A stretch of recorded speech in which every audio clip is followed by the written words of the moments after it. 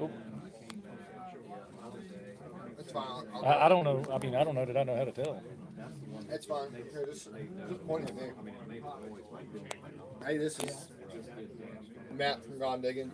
This is their winter XP Deus um, class here at Cold Harbor Metal Detectors. Jamie's doing all the camera work today. So this is kind of a basic to intermediate users class and kind of going over some of the new updates and some of the different features and how some of the different guys here hunt with the XP Deus. So I hope you like this class. If you're watching, I hope it helps. Leave me a comment down there if you like it. So I'm going to see if I can show you some finds. There's some guys. There's some guys on. Hey, Dave. Dave sent me a message. Um, there's some guys who brought some finds in. I'll see if I can grab those and show them to you. Back in a moment. Can I show off your finds on my? Oh yeah. Nice. But I just See if you can show those. These are Tom Hobbs' recent finds. He said since about December. That's a pretty incredible month. He's got two different Confederate I buttons, Confederate A button. He said that's a solid cast CSA, all from American Civil War. And then this is a light infantry button. It looks like L1. Very cool. So those are Tom's finds.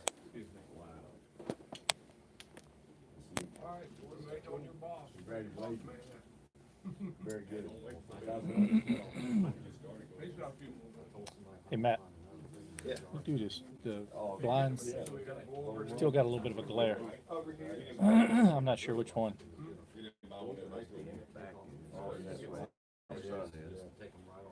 Yeah, it could be coming from the back. It's not bad. Yeah, it's not going to be great.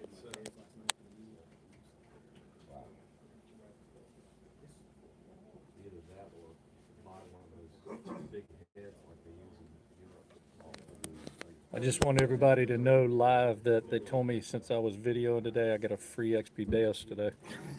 Yeah. Jerry agreed to that.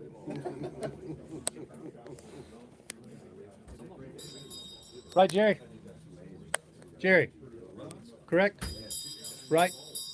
Just Right. say yes. Just say yes. Yeah. There you have it, folks. There you have it, folks. Hey, Mark. Where?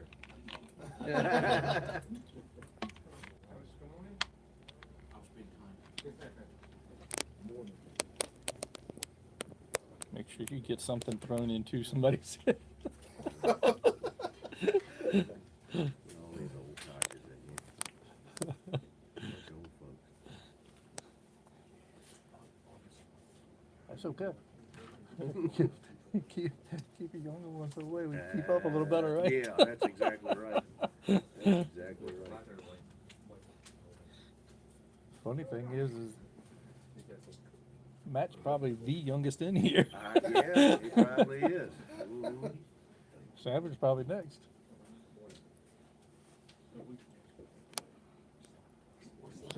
Get another crowd for about 15 days. Mm, I'll be 69 next month. that's awesome. You still love doing I it, bet man. it is. Got it. I'll tell you what, if you What want we to stay got? active, Oh, yeah. We got good? gotta stay active, man. Got to. Get fat. Wait, My dad's 76. All right, cool. He just quit running the fire department So- within the last year and a half. Okay. I just wanted to start off by thanking everybody for coming today. This is kind of something we've thought about doing for 6 or 8 months between me and Jared. This isn't by all means, this isn't like expert opinion. This is what we found that works in the field. Some things that we've personally seen, and what I'm hoping is that you guys who have experience with the machine can throw some input as well. So my name's Matt, for anybody who doesn't know. Work part-time for Jerry. Started metal detecting in 2010 with this guy right here. And we've been using Deus for what? 2, 3. Maybe 3 years, 3.5 years. I bought a a Deus from Jerry when Jerry was over still in Ransom Hunley's shop. So, Jerry? Yeah, I'd just like to thank everybody for coming out. And like you said, we're by no means experts. Like some of these British guys that you see on YouTube and stuff, they got a lot more time in the field than we do with it. But and everybody here who has a Deus, from what I've heard, has done pretty good with it. You know, it's just an excellent machine. And so just get what you can from it, share with people. We're here to help you. You know, and it's a lot involved to put this together. And I'd also like to thank my nephew Chris. I think he's in the back there, who is providing the food today. There's some really good food. He's got cards and brochures here and everything. He does an excellent catering job, barbecue. It's smoky bottom barbecue. So it's for your pleasure. Eat up and enjoy. And How long have you been hunting with the Deus? almost 4 years now. Almost 4. And it's the reason I own this shop right now. If it weren't for that machine, I was hunting with a novice, and I was ready to give up. And once I got smoked with one, and I went and got my own, and it started really finding a lot of stuff. It made all the world of difference. So y'all enjoy and just eat up after we finish, okay? So, I have everybody do just introduce yourself and how long you've been metal detecting for, how long you've owned a Deus, if you own a Deus, if you don't, cool. And just, I guess, where you live local. So, Jamie, you want to start? Jamie, been, like I said, with Matt, probably started around 2007. I've been through a load of metal detectors in that period of time. Nautilus and a GPX now is pretty much all I hunt with. Sanford Edwards, I started with a Silver King from a yard sale and been through Nautilus T2. I've got Max used E-Track, but hunt primarily with the Deus now. Bird Hat, started in 1982, live in Williamsburg, Virginia. I don't own a Deus, so I'm here to get educated on one. Cool. Because I'm headed in that direction. Cool. Bill McMahon, I live in Harper's Ferry. I haven't metal detected in a long time. I used to do it in the 70s when I used to do archaeological studies. And then when I retired a couple years ago, I went and got a White's MXT, and then I bought a Deus about a year ago or so. Cool. Starting to learn how to use that. Awesome. Johnny Clements, hunting since about 1970. Started with one of those guys right there. Old Metro Tech. Yeah, I did that, and hunted for years and years with DMC, and amongst all the other metal detectors that I tried, and I now have a Deus. Cool. R.J. Glazer, Williamsburg. I guess I started with the Metrotech back in the early 80s. Had a Nautilus, made me crazy. Got out of it for about 15 years and got back in it again. Bought a new Deus, Jerry over here, and trying to figure it out. Cool. Steve Knoll from Woodbridge, Virginia. Been digging since about 72, on and off. Started with the MF Nautilus, went through all the Nautilus, except for the ping pong one that I didn't like. Went to the Fisher F75 and buying a Deus, didn't want the Deus today. Gonna try that. Cool. Stuart Houston, I'm from Verona. I've been metal teching a couple of years. I started with the AT Pro, and then I went to the AT Mac. I just purchased a Deus from Jerry last week, so I'm a virgin on it right now yet. But Cool. anyway, Jeff Houston, I'm Stuart's son. I just started last year with the AT Pro and working my way up to the days. Tom Hobbs, I bought a Metrotech that looks just like that one in the corner over there in 1972, and started finding stuff in Northside Richmond where we live, and been killing it with mostly with Nautilus. Went through all the Nautiluses. I had a Silver King way back in the day, and all the other Nautilus models, and bought a Fisher F75 from Jerry, and did pretty well with that. And but I was looking for a little bit more depth and other features. So basically, I got a Deus from JJ about a year ago, and Jerry would say I've been killing it with that lately. You all saw some of the buttons I found, and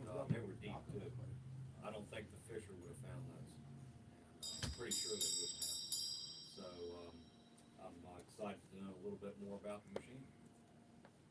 I'm Scott Lawson. I started in 2005 with a Thesaurus Ebola.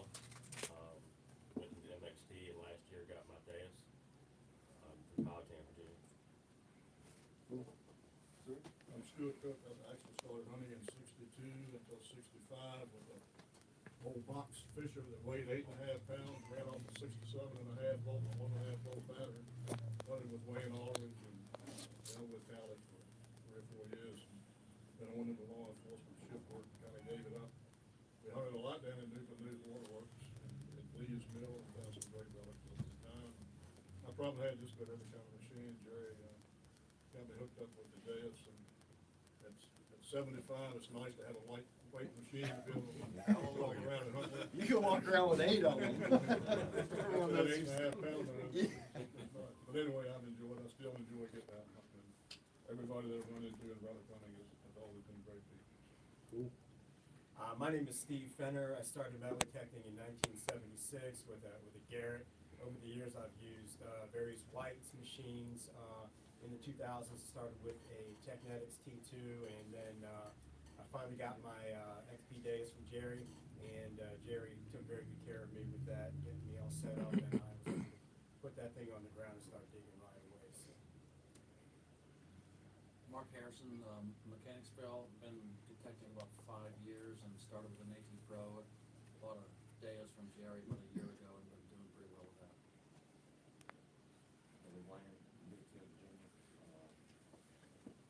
Been hunting off them since I was about 10. Started out Metro Tech. A few months ago. Cool.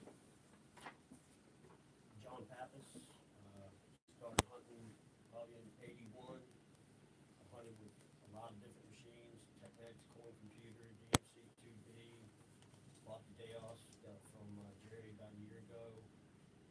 Been really happy with it. Great discrimination, good machine.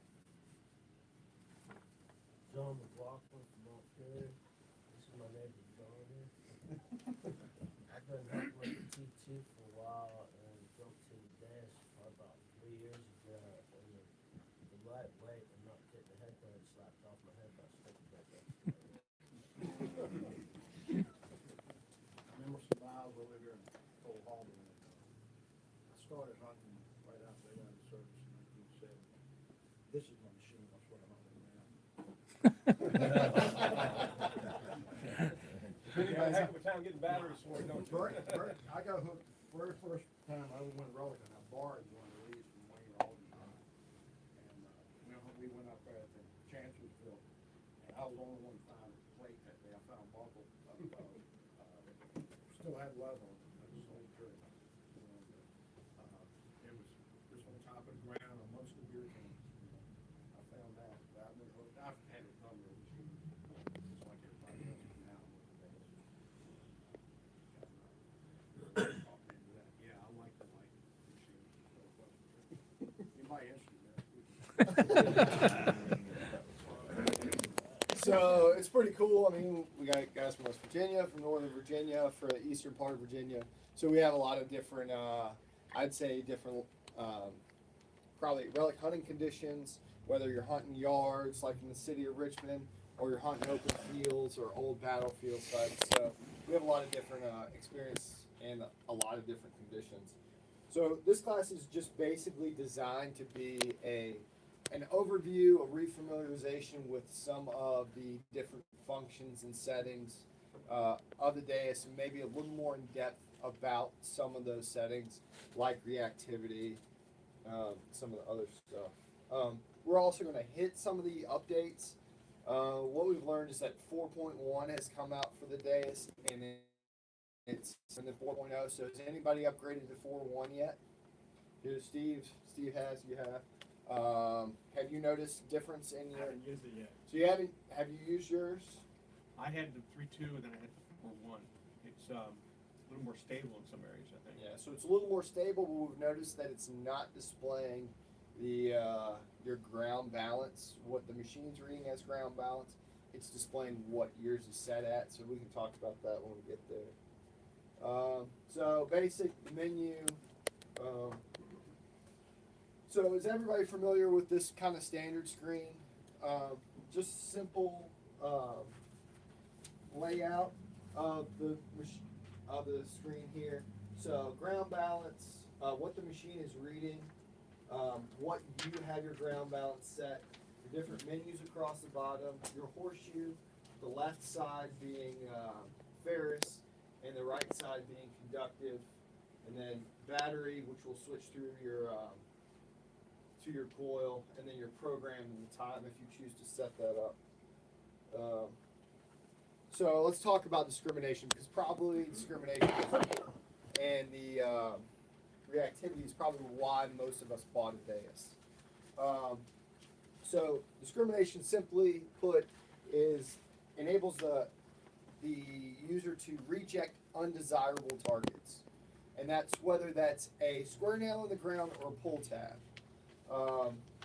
The other side to that discrimination is the more discrimination you use, the more likely you are to remove desirable targets.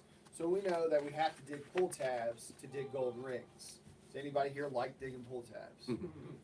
I hate it, but I also don't dig that many gold rings. So I'd like to dig more gold. On the Deus, your conductive targets range from 0 to 99. That's simply a sliding scale of a very low tone all the way up to the very highest squeal or pitch if you were to be using the full tones. Most of your small iron is gonna reject between 0 and 10. As you move out of that, you're gonna get into larger pins and bolts from carriages or farm implements. So iron amplitude rejection. So this is very specific to the Goldfield program. So if anybody here hunts like towards the, I guess, western part of Virginia, where you start to get into mineralized hot ground, where you have more iron concentration in your soil makeup, the iron amplitude rejection will probably be good for you in that area. It's typically going to get rid of your small ferrous items, but retaining that ability to look through that. So even in some of the older Civil War sites that have bomb proofs, I personally haven't used it, but I think it has a good application for these blanketed iron areas where you're looking for conductive, whether they're buttons, bullets, grommets, whatever Civil War item you're looking for, but in this blanketed iron area. Does anybody have one of those places? Specifically, I can think of home sites. I mean, me and Jerry, that's almost solely what we hunt is home sites. And when you get tin roofs that have laid out on the ground and then a plow that's drug through it, where you have so much iron, I think this would really have a good application. So what are you hunting discrimination on a typical home site? Somewhere within 0 to 10? So on our shop programs, the highest discrimination you will experience is 6.8. Most of the time, I personally don't hunt much over 1. So with discrimination, you lose a balance of depth. The new 4.0 program has a negative 6.4, and that's supposed to allow you to punch all the way through and get the most depth out of the machine. Most of my iron discrimination I run is 1. That's with the sifter program. With the sifter program, with the hot program, if you move into some of the higher sensitivity programs, that iron will really start to punch in when you get to like 90, 92, 95 on your sensitivities. So, which leads us right into sensitivity. Simply put, it's the ability to see distant targets. The XP Deus transmits, the whole coil transmits at 1 power, 1 strength. So when you adjust your transmit power or you just adjust your sensitivity, you're just adjusting the machine's ability to interpret those signals. So if that makes sense, which we'll get into. So frequency. Anybody hunt on 4 kilohertz? Ever tried it? Anybody ever tried to hunt on 4 kilohertz? Yeah. You tried it? What was your experience? It works on one area, specific rock type up in Harper's Ferry, where there's no iron in the soil at all. Okay. That's my experience as well. You almost have to have perfect sandy soil. The guys in Williamsburg, east, the farther you get to the beach, but not on the beachfront, I would expect that 4 kilohertz would work. 4 kilohertz is going to give you your most depth out of any of the individual frequencies. So is the machine basically set at 18, and then I'd have to lower it? It depends on the program. That's what I'm saying. I have 2 programs. The deep program is set at 12 kilohertz. At 12. And the mid-deep is set at 12 kilohertz. So 2 12s. Yeah. Okay. Then when you jump to the irony house sites, you've got it set on 18 kilohertz. This with the stock coil. Right. So consider your coils as well, right?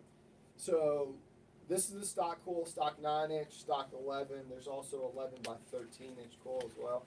Anybody have that one? Not very many guys Very around here sensitive. have them. Very sensitive coil. So then we have the newer high frequency coils.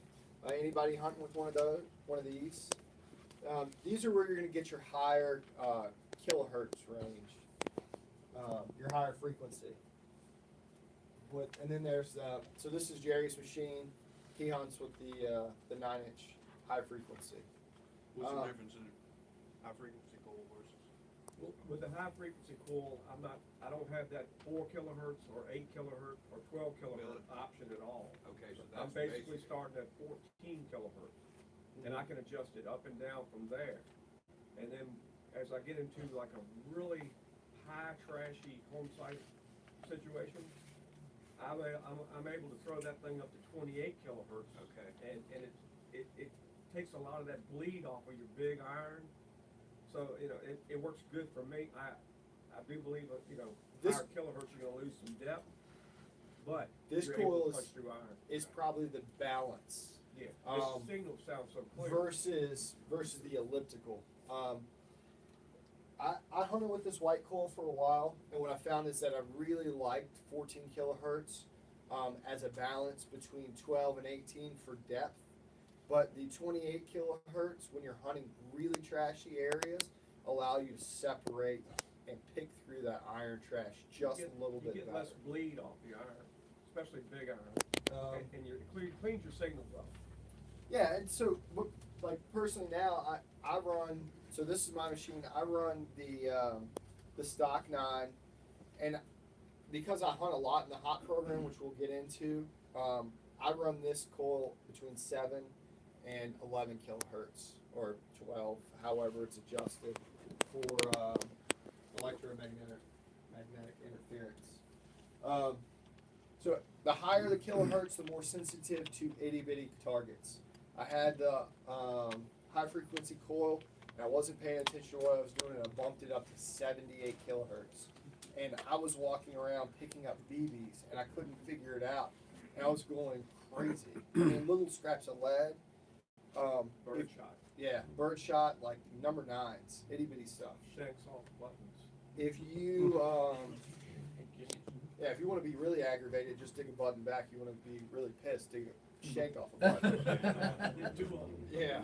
On 50 kilohertz. So I can see the application for hunting gold with this. Virginia has that central gold vein that comes through right through the middle that you can get all the way to Northern Virginia. You can get all the way down to North Carolina.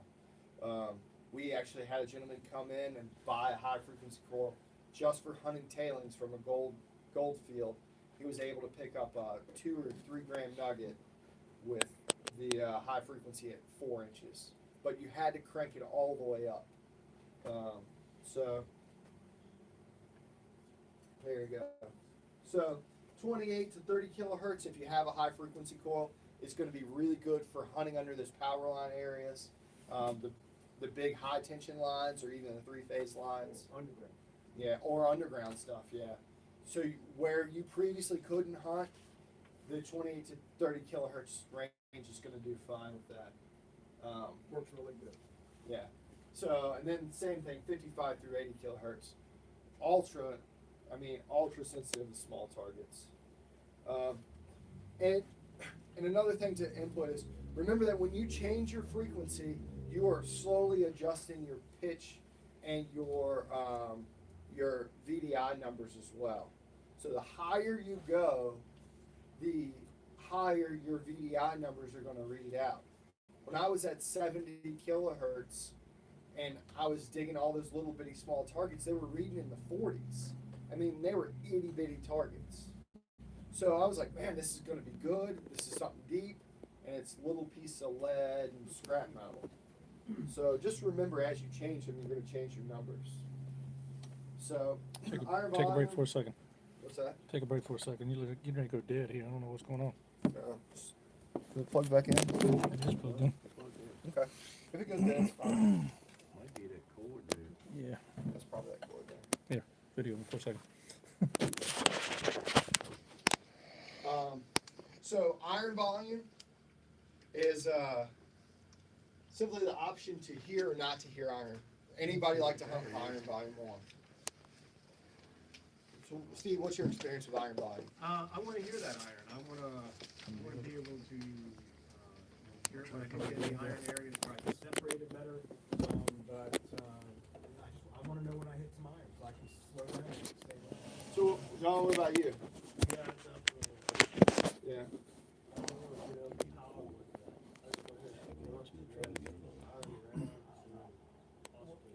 Well, that being said, on the sifter and the hot sifter program that we're using in these house sites, and I know a lot of people are using it now, the iron volume is set at 0. But simply by discriminating at 1 or below, you still hear those grunts from the iron, but just not as loud as you would if you have it cranked up to say 1, 2, or 3. They're really gonna come through audibly in your headphones. So, and what he's talking about is if you have your discrimination between 0 and 2, your iron volume is not going to matter. You can put the iron volume at 5, or you can put it at 0. You're going to hear it because you're using such low discrimination. So that's why it doesn't matter when you're using the sifter, the trash program, or even the hot program. You're just going to hear the iron. There's nothing you can really do about it. So I personally, when I hunt, depends on my hunting situation where I'm at. If I'm out looking for a house site, I want the iron volume on. I want it all the way up. If I'm in a big field, just looking for that site, I will want to hear it. If I get in that house site and I make a big circle around it, now I understand the general boundaries of what I think the iron field is, I'll turn it off. Because why do I need to hear it when I know the area is? All I have to do then is to focus on those good targets, right? I mean, you had that the other day. Right. Yeah, I was on a mid-deep setting in a house site, and I turned it off, the iron volume to 0. And it was like hunting with a silent machine in a trashy area. Now, it's kind of boring, and a lot of people just don't like just walking around with a stick, you feel like. But, and it can be a long time, as you know, between good targets and listening to all this crap iron. But every good signal that I got, the first thing I dug was to back off of a conveyor button. I'm like, hey, that was fun, but man, it took a long time. It's kind of boring. Unless you got a beer in one hand and something to do.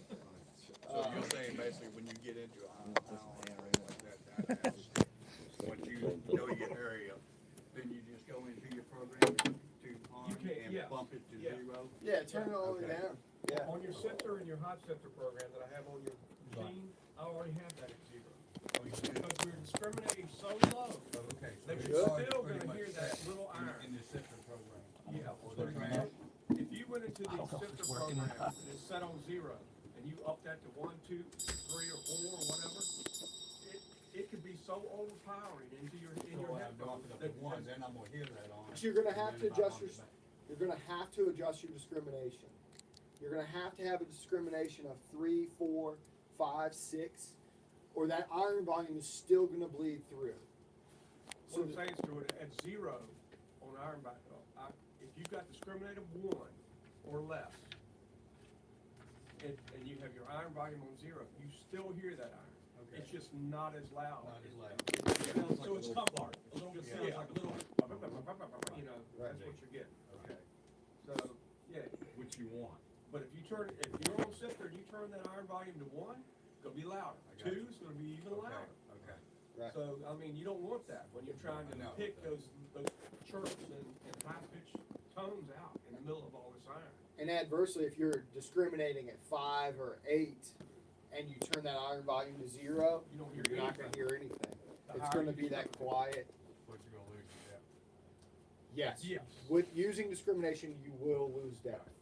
The most depth you can get out with a machine is with -6.4, but I personally can't hunt like that. It's too much. If anyone, and I'm sure most of you do, have my trash setting, trash program, then, it is set at 0, and we're discriminating at 8 or 8.1. So you already had discriminate set. Yes, it's set at 8. And, I also notched to 6, which you can or cannot. By setting the discriminator at 8, it's kind of defeating that purpose. But you don't hear any of those cut nails and stuff like that. You hear none of that iron. Okay. And big iron, Hopefully you're just gonna get the bigger pieces. shapely big iron, Right. I don't care who you are, what machine you're using. Something with a round piece of iron with shape and a hole in it especially, you're gonna dig it. Okay. It's gonna fool you. And those targets at depth are the targets that I investigate farther because I hope for pits. After digging one colonial pit, one pit with Jamie and digging in Virginia, I could care less about surface hunting unless it gets me to a pit. Because that is the end goal. I mean, that's what I like. That's where the quality relics are to me. That's where you're gonna find your glass and all that stuff. So if I find a servant toe at 10, 15, 20, 24 inches, I'm gonna investigate farther. Why did that thing get that far down?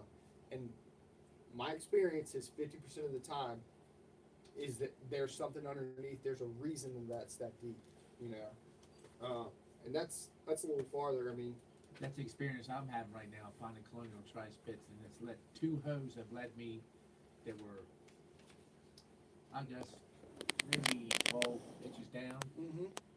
That was, like you said, it was right there, but then when I dug the hoe, then here comes the brick dust and the ash, and it's like, now I'm down in 4 pits this deep and half the width of this, Mm-hmm.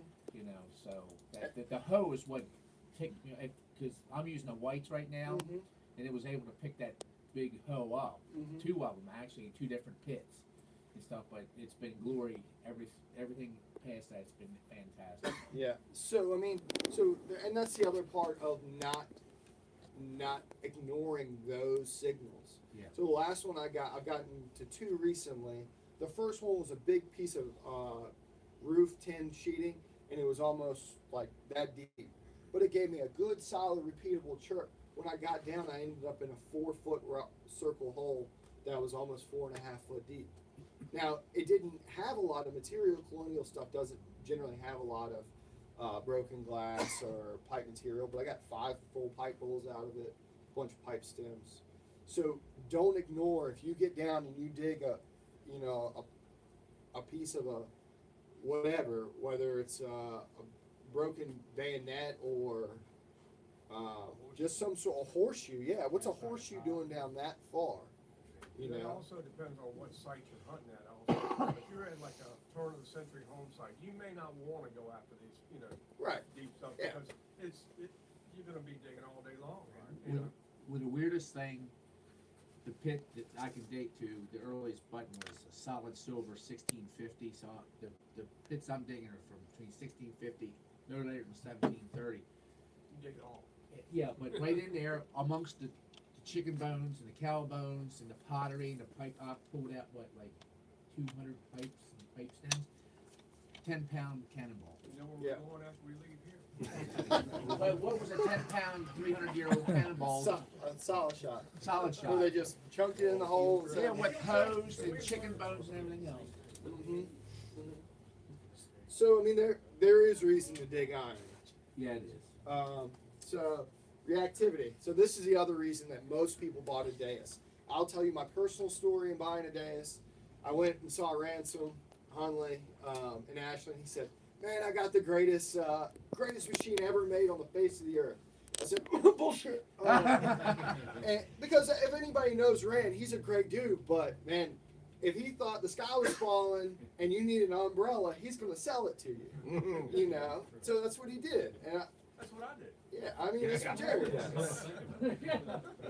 So I borrowed a Deus. He said, "Bring it back to me in 3 days." I have a Confederate bomb proof that I hunted to death, and I knew that there were still good buttons in there. I went in there and I was hunting on the deep program, zero reactivity, and walking through there, just all this iron everywhere. I said, "Well, this is crap. This machine's terrible." I said, "But I'll give it one more shot." I had another field hospital that was just right down the road, and I hunted the crap out of that with a mine lab, E-Track, and a couple different other machines.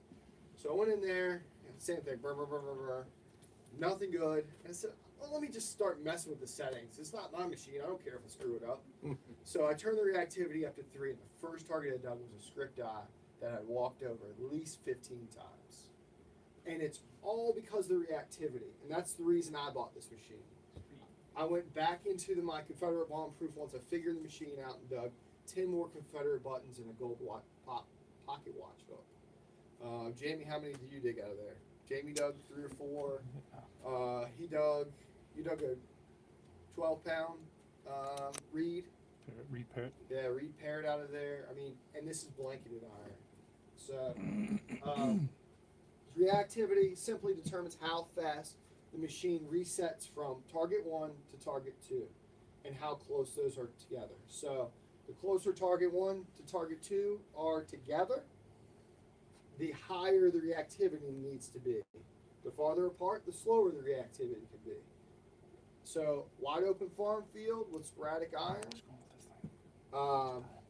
reactivity of 1, 2, 0, more depth, you're good to go. That's what you said about Guys, You mean to record it then? Well, you can't imagine. I can do it on my phone. Is it streaming? It came up again, low battery again. That's fine. Once it dies, it dies. Because I've noticed it's fast on mine. It's fast, the reactivity time is really fast. On your deep setting, Yeah, on any of them, actually. we'll have to check that out. We'll have to check the menu, see what it is. But it's nothing that you can't go through and play with and change yourself. Just realize that when you go through that menu, look at that reactivity on your menu. And that's gonna control how fast that machine is running. And if you're in the middle of a house site, to the outskirts of a house site, to beyond that, you're gonna want that speed to be different. And that's what I've done. In the middle of that house site, your reactivity is gonna be as high, 4, 3, 4, 5. But mind you, That's like in the SIFTR program. yes. Yeah, the center program, it's set at 3. Okay. And then when you get to the outskirts, the mid-deep program I have is set on 2. So that's gonna reset faster than it is in the middle of this trashy area. Then once you step outside of that field of trash and whatnot, put it on deep. Let it hunt slow. It's sending a signal into the ground and retracting. It's just like a camera opening up. The lens on the camera. It's the aperture. You can swing faster at higher reactivity. Right.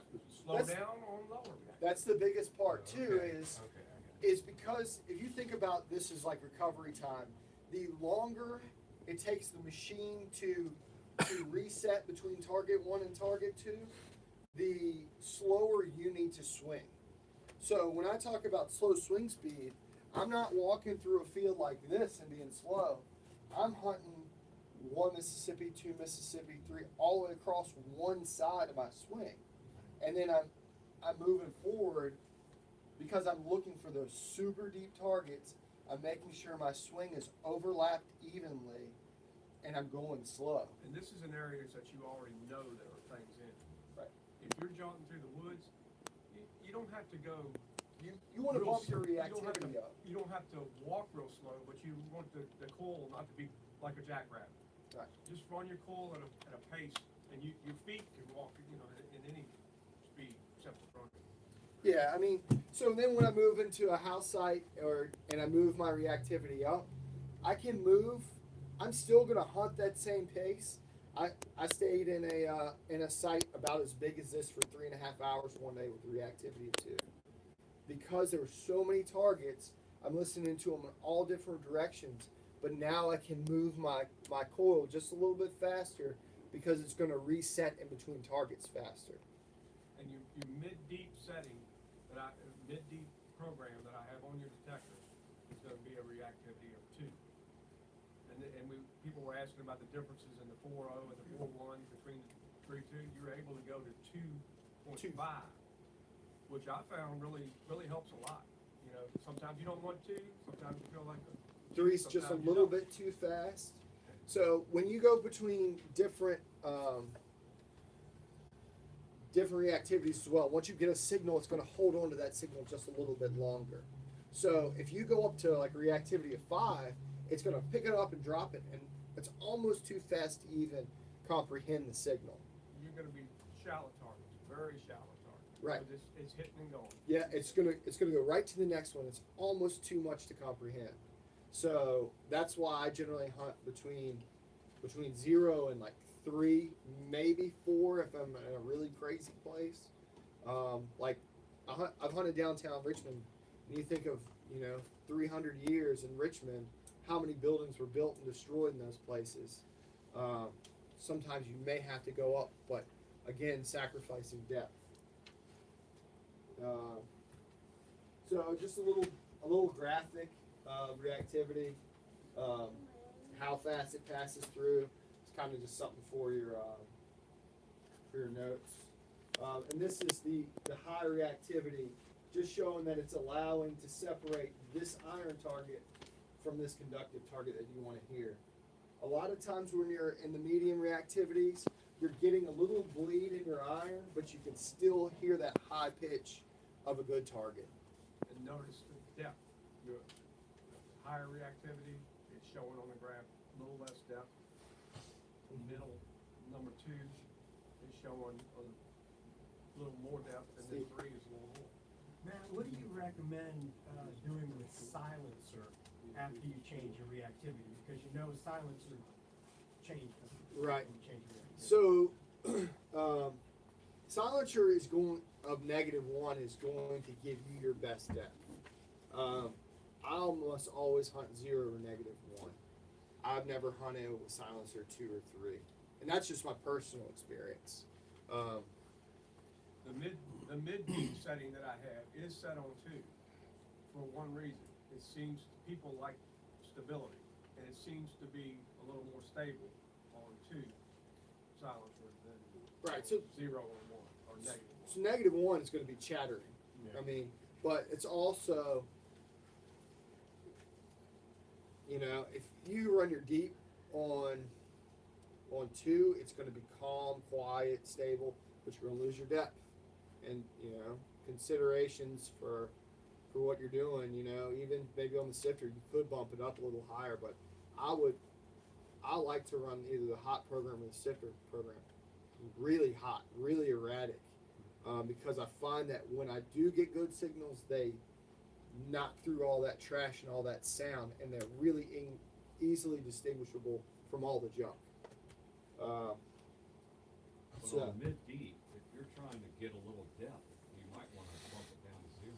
Then why not just go to the deep program if you want more depth? the difference would be your swing speed, and your target density. So Well, I you always go slow, so in those yards especially. Anytime you change your reactivity, it's automatically going to change the silencer too. So you want that silencer, you change your reactivity, but you want that silencer 0 or -1. You got to go in the expert and change it. Correct, and that's honestly that's the benefit of having so many open spots in your programs. You know, of having those 8 open spots for programs. How many custom anybody hunt with their own custom programs? Anybody? No. Jerry does, yeah. but I hunt with a couple custom ones I found online. But they're all variations of the same program. I mean, just they're all some sort of give and take. On I get guys that come in here that didn't get a machine from me, and the Texas program is my they'll favorite. say, I've got a killer program in here, and I'll say, well, let me look at it. And I'll look at it, and it's like it's exactly like my mid deep, Or it's exactly like the deep. The basic program. Yeah, or the basic. I have guys that swear that the basic program that's the way to go in them house sites. I'm like, well, if it works, buddy. but they're changed. They'll go into the basic program, change some things, and then still call it the basic program, which it's not. Once you change one thing on those factory programs, it's not the factory program anymore. So, before we get this, everybody good? Need a break? Bottle of water? Good. Eat break. So, all right. So let's talk about audio response. So, anybody have any experience with audio response? Ricky? No? Thomas? No. All right. So, audio response to 0 will make a small buckshot sound like a small target versus a large caliber round ball at the same depth. So if you have a buckshot at 10 inches and a round ball at 10 inches, audio response of 0, this would sound like a buckshot and this would sound like a round ball. Now, you start cranking that audio response up to 4, 5, 6, 7 at equal depth, a buckshot will sound like a round ball and a round ball will sound like a buckshot. As simple as it is. So if I have somewhere I know there's not a lot of trash and I don't mind digging a pile of buckshot, I will turn my audio response up to 4 or 5 because it's going to allow me to hear those really deep targets. But if you get into that place that has piles of trash and buckshot, a high audio response is going to just drive you crazy, like cranking your kilohertz up. So if you're in a cleaner area, you can pump it up. Mm-hmm. Yeah, absolutely. So any of these settings, if you decide you don't like it, you turn the machine off, you turn it back on, it's going to reset back to what you had it to. So that's the other part of this machine is don't feel like if you move or change something, it's set in stone because it's not. Unless you go into programs, save, it's not going to save. That's what I was worried about. Yeah, so changing all that stuff. yeah, I mean, play with it. Crank the audio response up, and if it drives you crazy, back it back down. Well, you know what that's doing there? It's kind of artificially changing the sound because you have a dynamic range where it's real light and a real low here, a real high here. Correct. And you're pushing them together so that the low sounds and the high sounds all sound together. So you're artificially doing that in the machine. You're not. Yeah, it's not getting a different response from the ground. No, it's not. But what it is, it's pulling some of that guesswork out of it. It's just basically amplifying that buckshot sound. That's all it's doing. It's if you turned it back down, all the way back down to 0, you would still be able to hear that buckshot at that depth. Sending a louder signal to your headphones. Right. So if you're somebody who's hard of hearing, or like my wife would say I am. I started out on the deep program with my audio response at 1 because I wanted those deep bullets to sound like deep targets, and that also allowed me not to dig all that buckshot because I just wasn't hearing it. But I could hear those. But as my ears got getting worse and worse, I went to 2, and I'm now at 3, and I'm